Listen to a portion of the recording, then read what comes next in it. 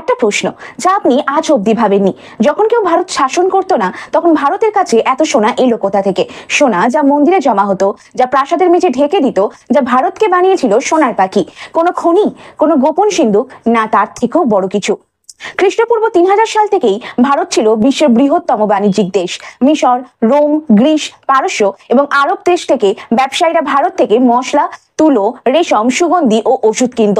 বিনিময়ে তারা সোনা ও রূপো দিয়ে মূল্য পরিশোধ করত। রোমের প্লিনি দ্য এল্ডার রোমান সাম্রাজ্যের আর্থিক সংকটের কারণ হিসেবে লিখেছিলেন, India is draining our gold. ভারতবর্ষ ছিল সেলফ সাফিসিয়েন্ট।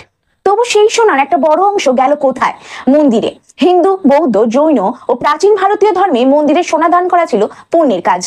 যেমন কেরালার পদ্মনাভস্বামী মন্দিরে আজও যার গর্ভগৃহে আছে 1 লক্ষ কোটি টাকারও সোনা, যা দান করেছিলেন হাজার হাজার প্রজারা পুণ্যের আশায়, বিশ্বাসের টানে। ভারতের সোনা শুধুই বাণিজ্য থেকেই আসেনি, তার জন্ম হয়েছে ভারতের মাটি থেকেই। গঙ্গা, গোদাবরী, কৃষ্ণা, যমুনার মতো নদীগুলো ঘিরেছিল বিশ্বের অন্যতম উর্বর জমি। ভারত ছিল সবচেয়ে উর্বর জমির অধিকারী দেশ। প্রচুর ধান, গম, তুলা উৎপন্ন হতো। বিদেশিরা কৃষিপণ্য এবং কাঁচামাল কিনত, ফলে ভারতে বিপুল সোনা ও রূপোর মজুত হতো। ভারত ছিল বিশাল খনিজ সম্পদের প্রাচুর্যে ভরা দেশ।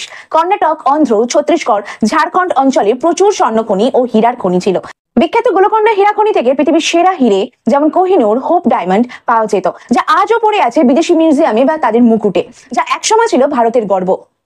মৌর্য, গুপ্ত, চোল, পাণ্ড্য, মগধ, মারাঠা, মোগল যুগে প্রজার কাছ থেকে কর নেওয়া হতো মূলত স্বর্ণ, রূপা ও রত্নে। এগুলো রাজ্যে ভান্ডারে জমা হয়ে থাকতো এবং ভবিষ্যতের যুদ্ধ বা দুর্ভিক্ষের জন্য সংরক্ষিত থাকতো। এই ভারতকেই তাই ডাকতে শুরু করলো সোনার পাখি। আর তারপরই শুরু হলো লুট, আক্রমণ আর পরাধীনতার ইতিহাস। ভারতের সোনার ভান্ডার কোনো দৈব শক্তির ফল নয়, বরং হাজার হাজার বছরের কৃষি, বাণিজ্য ও খনিজ সম্পদ, শিল্প সংস্কৃতি, ধর্মীয় দান, রাজ্যনীতি ও কর ব্যবস্থা, এই 5টির সম্মিলিত ফল। কিন্তু আসল প্রশ্ন হলো, এই সোনার রাজত্ব আজ কোথায় হারিয়ে গেল? ভারতের ঐশ্বর্য যা ছিল সংস্কৃতি না, যে কেবল বৈভব। কারণ ভারতের আসল সোনা ছিল কেবল ধাতু নয়, তা ছিল তার সংস্কৃতি, তার জ্ঞান, তার আত্মনির্ভরতা, তার বিশ্বাস আর তার দান করা ঐতিহ্য। বিদেশিরা হয়তো সোনা নিয়ে গেছে, কিন্তু ভারতের আত্মাকে নিয়ে যেতে পারেনি।